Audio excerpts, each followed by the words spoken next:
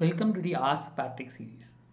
Today's question is by Gausi Raran G. The question is, how do you reduce your time in reading and understanding a DLR set?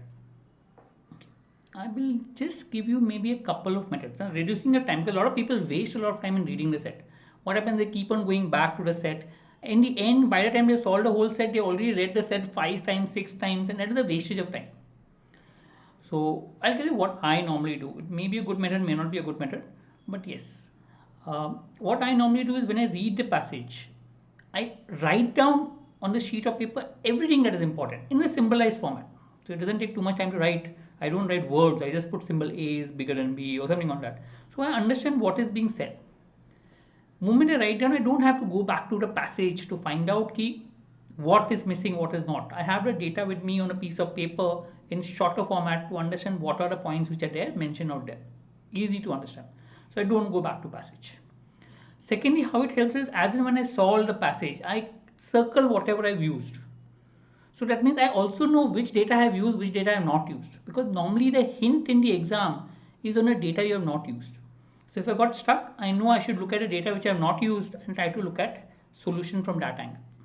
Okay, it helps. That's one way of doing it. But yes, there is a flaw in it. It is assumed that you're going to solve every set, and every set you put on all the data down, it will end up wasting the time. So if you're not planning to solve too many sets, then maybe what you can do is first reading, just glance through the whole set, read a set, and see whether a set is easy or tough, how it is, what you feel it is. If you feel a set is easy and you with the first reading you also understand the context of the passage as to how and what that set is all about. So in the second reading, then you can put the data properly, so you don't have to go back to third reading.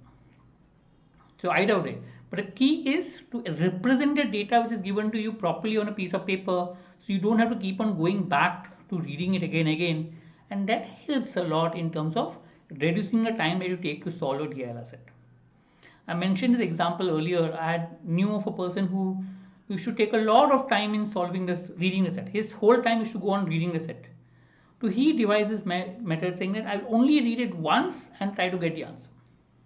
And obviously, when you're reading it once, means you'll also put the data down on paper as and when you read. Okay, so I don't have to go back to passage. And it definitely helped him to reduce the time and score more number of sets. So try it out. I mean, you have still a lot of time, so you can try out different things and see if it works for you. If it works, great. That will help you to improve your score. Yeah, thank you.